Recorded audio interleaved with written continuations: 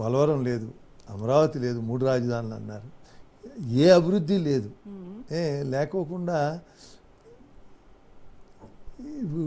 ఎంతసేపు ప్రజల మధ్యలో చీలికలు పెట్టి, పార్టీల మధ్యలో, కులాల మధ్యలో చీలికలు పెట్టి రాజకీయం గడపాలంటే ప్రజలు అమాయకులు కాదమ్మా. కాకపోతే అవసరమైనప్పుడు కీలెరిగి వాత పెడతాం అంటారు. అప్పుడు మొన్న ఎలక్షన్ మీరు చూశారు, ఓటు ఆ కసి. నేను never in my life history నేను చూడాలి అంత కసిగా వచ్చి ఓటేశారు, ఊహించనంత మెజారిటీ.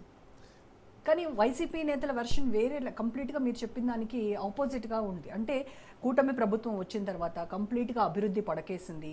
ఏమాత్రం కూడా రాజకీయాలపైన వాళ్ళ సొంత ప్రయోజనాల కోసం చేస్తున్నటువంటి పథకాలు కావచ్చు, అవి వాటిపైనే కాన్సన్ట్రేట్ చేస్తున్నారు తప్ప ప్రజాపాలన అటకెక్కింది. తర్వాత కూటమిలో లుకలుకలు ఉన్నాయి. ఇవి ఎక్కువగా ఇంకోటి రెడ్ బుక్ రాజ్యాంగం అంటున్నారు. రెడ్ బుక్ రాజ్యాంగం మీద ఉన్నటువంటి ఫోకస్ పాలన పైన లేదు అనేది వాళ్ళ నుంచి వచ్చే ప్రధాన విమర్శ. ఎవరైతే దుర్మార్గంగా అనైతికంగా పనిచేశారో ఆ రెడ్ బుక్ ఉంది, అయినా కూడా మళ్ళా తప్పు చేసిన వాళ్ళని ఆయన చేశారు తప్ప వెళ్ళి ఇప్పుడు ఎవరో ఇళ్ళకాడ కూర్చున్న వాళ్ళని ఎవరి మీద చర్య తీసుకోలేదమ్మా. ఆల్రెడీ లిక్కర్ స్కామ్లో ఉన్న వాళ్ళ మీద చర్య తీసుకున్నారు. అలాగే ఎవరి మీద తీసుకున్నా వాళ్ళు ఇంకా అదే కార్యక్రమాలు చేస్తామంటే తీసుకున్నారు తప్ప డెఫినెట్గా ప్రజల్లో తప్పు చేస్తే అమ్మో ఎప్పుడైనా మనం తప్పు చేస్తే భయం ఉండాలి. తర్వాత రాజకీయ పార్టీలు ఎప్పుడు చెప్తూ ఉంటారమ్మా, మేము వాళ్ళు ఈ తప్పులని. మీరు ఇవాళే రిపోర్ట్ వచ్చింది, హయ్యెస్ట్ పెట్టుబడులు వచ్చినాయి అని. కంపారిటివ్గా ఆ ప్రభుత్వానికి ఈ ప్రభుత్వం కాదు, దేశంలోనే హయ్యెస్ట్ పెట్టుబడులు వచ్చినాయి ఆంధ్రప్రదేశ్ కానీ. ఎవరి వలన సాధ్యమైంది? కూటమి వలన. అలాగే ఇవాళ ప్రభుత్వంలో ఒక ప్రజలు అందరూ శాంతి భద్రతతో ఉన్నారు. పోలవరం ఏమైంది? 78% కంప్లీట్ చేస్తే 2.5% కంప్లీట్ చేసామని చెప్తున్నారు. చేయలే, వెనక్కి వెళ్ళింది. డయాఫ్రమ్ వాళ్ళు 400 కోట్లతో కట్టింది పాడైపోయింది, మళ్ళీ ఇప్పుడు 1000 కోట్లతో కట్టాల్సి వచ్చింది. నేను అభివృద్ధి చేశాను అని చెప్పుకోవడానికి ఏమీ లేదు. ఒక పాలన, ఒక నియంతలాగా ఎక్కడ ఇవాళ చంద్రబాబు నాయుడు గారిని చూస్తున్నారు, ప్రతి వారంలో 2-3 సార్లు బయటకు వెళ్తున్నారు జిల్లాలకి, ఏదో ఒక జిల్లాకి. ఆయన ఎప్పుడైనా బయటకు వచ్చారా? అంతఃపురం వదిలి బయటకు వచ్చారా?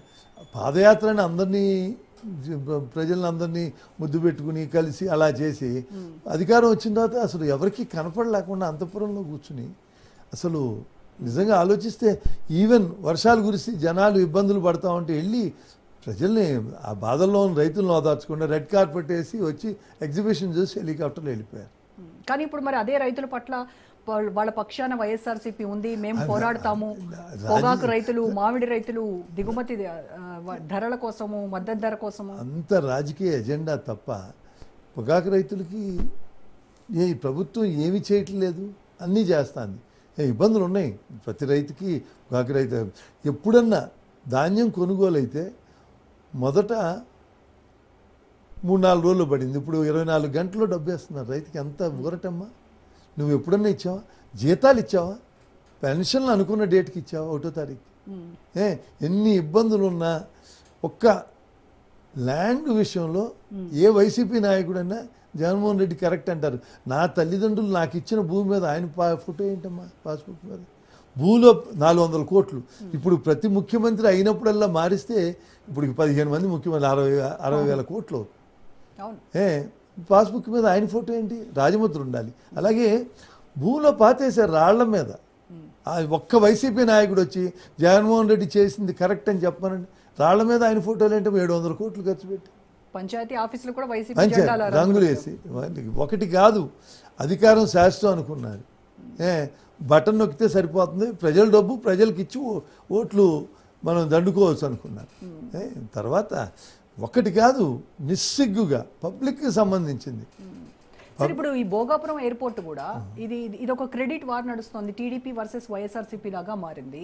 అంటే టీడీపీ అప్పుడు ఎలక్షన్స్ ఉన్నాయని చెప్పేసి హడావిడిగా శంకుస్థాపన చేసి వెళ్ళిపోయారు తప్ప భోగాపురం ఎయిర్పోర్ట్కి చంద్రబాబు నాయుడు చేసింది ఏమీ లేదు. మా హయాంలో మేము అనుమతులు కానీ ఇవన్నీ తీసుకొచ్చింది మేము, భూసేకరణ కూడా మా హయాంలోనే జరిగింది అని చెప్తాం. ల్యాండ్ ఎక్విజిషన్ చంద్రబాబు నాయుడు గారు పెట్టి శంకుస్థాపన చేశారు.